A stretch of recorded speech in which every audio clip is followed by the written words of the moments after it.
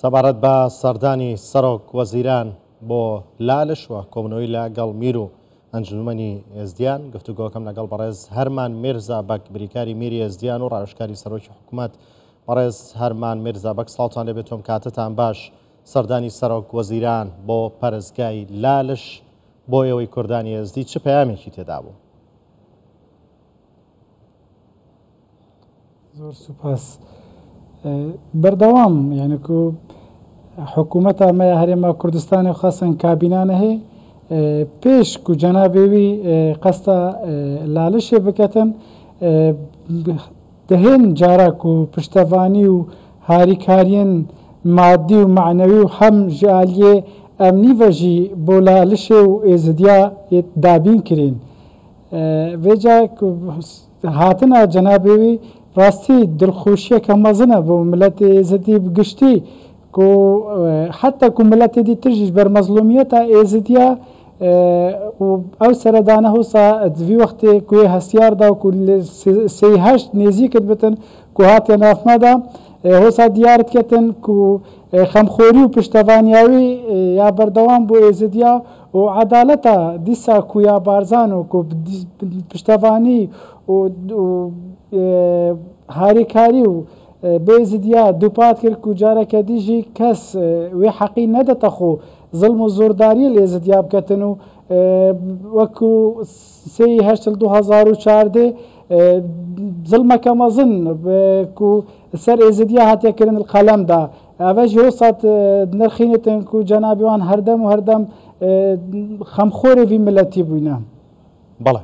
لە دوای ئەو کارەساتی بەسەر کوردانی ئێزدی هات حکوومەتی هەرێمی کوردستان تا چەند توانی بەدەنگتانەوە بێت هەوڵ بدات بۆ ساڕێژکردنی بەشێک لە برینەکانتان بە ئاستێکی پێویست خزمەتی کردن حکوومەتی هەرێمی کوردستان؟ تأکید پێش هەر تشتێکی حکوومەتە هەرێما کوردستانی ئێزدی خەڵکی خۆ داتنێن خەڵکی خودی پارێزن ژوختی ئینسان خەڵکی خۆدانێت چەند و جودایەکێ ناکەتن حکوومەتە هەرێما کوردستانی حکوومەتە پێکڤەژیانێ و حکوومەتە یەک ڕێزی و براتیە خەڵکی ناوا کوردستانی داژێتن هەموو ڕێکخراوەک هەموو دام و دەستگایەکی حکومی و میری ئیناینە سەرخەت و خزمەتە خەڵکی شنگار بکە خزمەتە ئاوارە بکەن هەر جارە تووشی ناهامەتیەکێت بنیان و حکوومەتە هەرێما کوردستانی لێت بتە خوددان هەم ژعالی قەرەبووکردنی و هەم ژعالیە کە هەرە و دابینکردنا کە هەرەبێ و شعالیên ئینانە ڕێکخراوên نێو دەولەتی و گەهاندنە دەنگێ ئێزدیا بۆ دنیای حکوومەتە هەرێما کوردستانی و کەناڵ و حکوومەتە هەرێما کوردستانی بووینە کە چاوە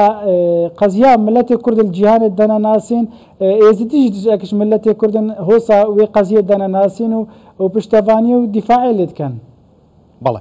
لە میانەی سەردانەکەیدا سەرۆک وەزیران لە پەرستگای لالش وتی دەبێت شنگالیەکان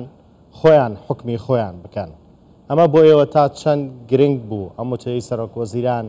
و ئێوە خۆتان تا چەند خوازیاری ئەمە؟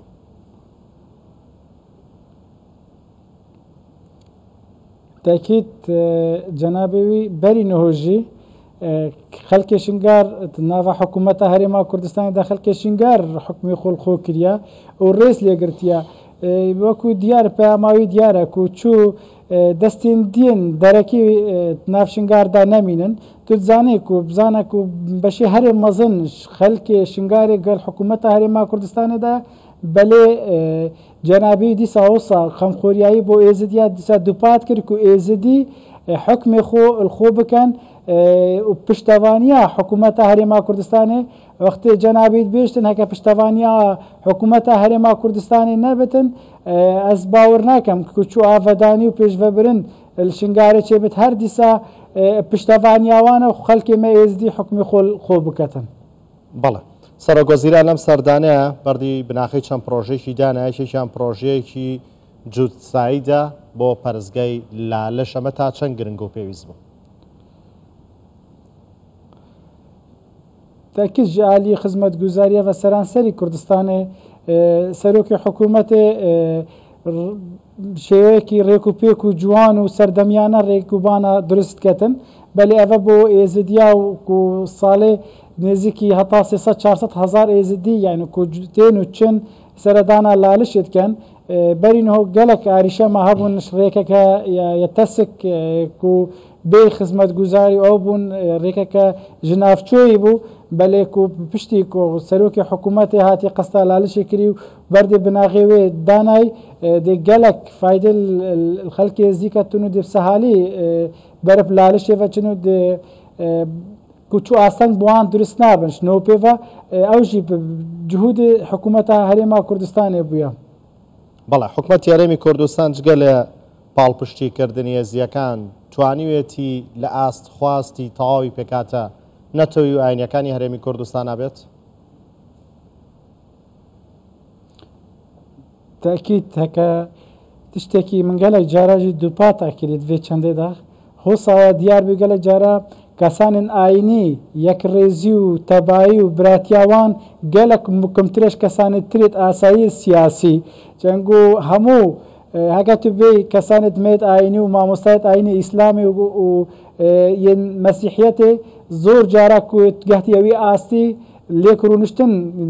پەیداد بتن و خێزانی ژێت بینە دۆستێک ئەو ژی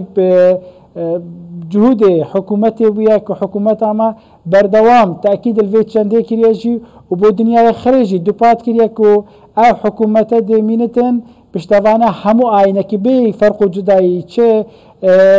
وەک برایت مەزن ئیسلامەتی لۆکیاژێتن ڕێز لە ئاینێ ئیسلامی جدیتێتە گرتن و ێدیژی وەکو برال گەلوانتاژین ئەوژی جهودێ عەدالەتە سەرۆکی حکوومەتێ بووە جەنابێ کاک مەسرور و جەنابێ بارزانی بووە و ئەف براتی و پێکڤەژیانە بەرقەرار بووی جهودی حکوومەتە هەرێما کوردستانی بووە و بەرنامەجی وانێ ڕێک و پێک بووە. بەڵێ بەڕێز هەرمان جیاواز لەم پرسی سەردانی سەرۆکوەزیران و پاڵپشتەکانی حکوومەتی هەرێمی کوردستان بۆتان سەبارەت بە گەیاندنی